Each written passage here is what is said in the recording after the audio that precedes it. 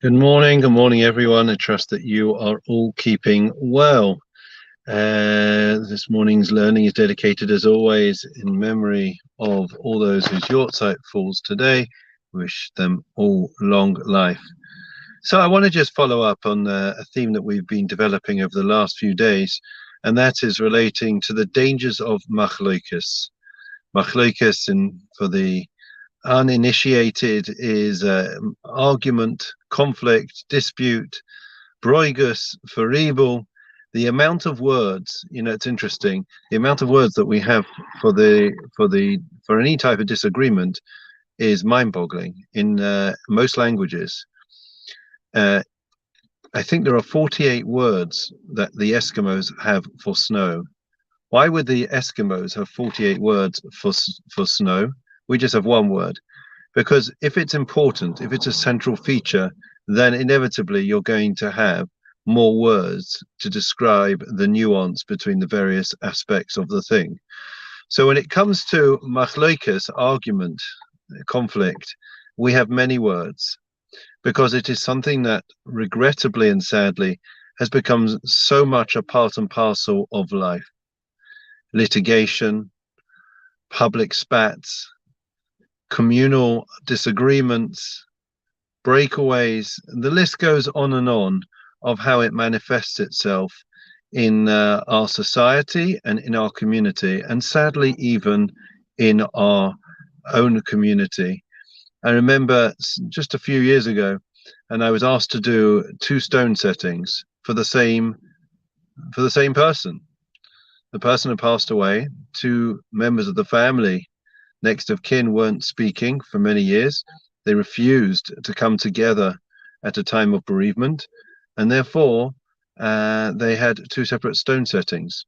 They didn't both attend the funeral, but when it came to stone setting, I had to do it twice.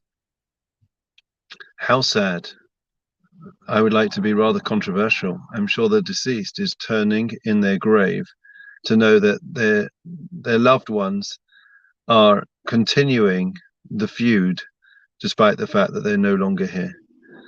So arguments are exceptionally damaging. I think it was Rav Shach who said that nobody ever lost out by walking away from an argument. Okay? Think about that for a moment. You never lose out, not in the long term. But if you continue a feud, the dangers of what the damage that it can cause are mind-boggling. In other words, beyond the actual argument, there is the stress and strain, there is the financial damage, there is the tarnishing of one's reputation, one's name. The list goes on and on of all the dangers that are presented by argument, and yet we continue to do it. The Gemara Sanhedrin says that poitem mayim reishis madon, that a disagreement, an argument, is really just like a stream, a tributary in water. And it says that if you are able to nip it in the bud, to be able to stop that argument from when, early on, it's like trying to stop the water of a small stream or tributary. When it's just at its beginning, then it's much easier to control, to stem the tide. But once it has moved further down, and therefore it's gathered pace, it's almost an impossibility. So it is with arguments and disputes and disagreements that if we are able to stop them and to draw a line and to say enough is enough, very often, years later, if you ask somebody, what are we arguing about? They'll say, I'm upset with you. I just know I'm angry with you. I don't want to discuss it. No one can remember what the argument is even about. We're continuing to be upset with people, and we don't even really know why we're upset. We just know that we're upset, and that's enough.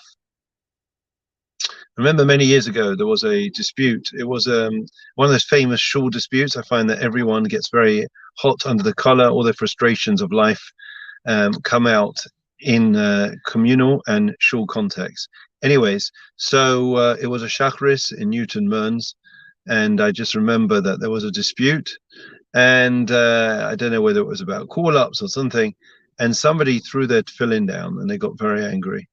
And I shut the door and literally locked the door, and I said, "We are not moving from here until there is a reconciliation, until we make up, because it's simply not worth it.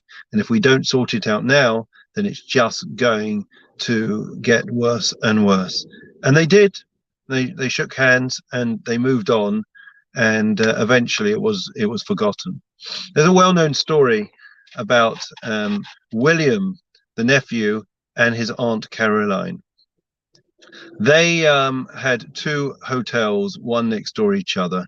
They were large mansions that they'd made into hotels, and they were constantly feuding, jealous of each other. There was tension, there were arguments, there was litigation, and it was going on and getting worse and worse. And all of a sudden, one person brokered, mediated a deal between the two of them. And it was very sad because he had an aunt and a nephew, family, flesh and blood, that were arguing like cat and dog.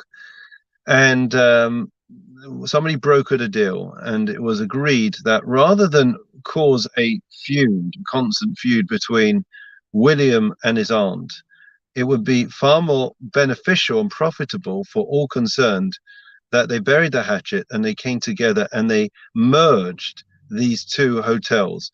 Instead of them being enemies and in a state of flux and conflict, they could actually become partners. They could become one entity. And that's what happened. And therefore, William Waldorf, Caroline Astor, they put their differences aside and they built one of the greatest hotels in the world, the Waldorf Astoria, in Fifth Avenue. And that is that is a lesson that, that if we can find a way to draw a line in the sand and to say, yeah, recognize the pain, recognize the upset, but it's not worth it.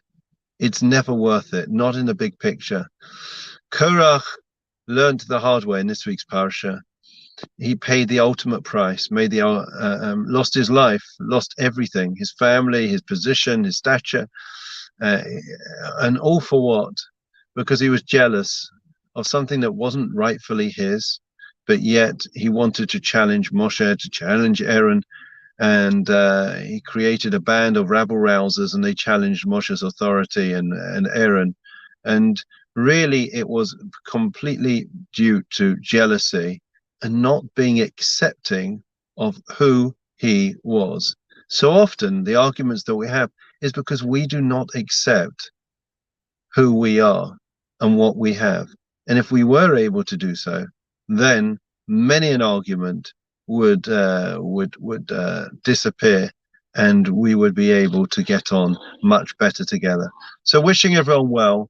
Please God, we should all learn the lessons from Korach and his followers of this week's parsha, and we should be able to build lives of harmony, peace, and serenity. Wishing you all well. A Shabbat Shalom. Best wishes. Take care.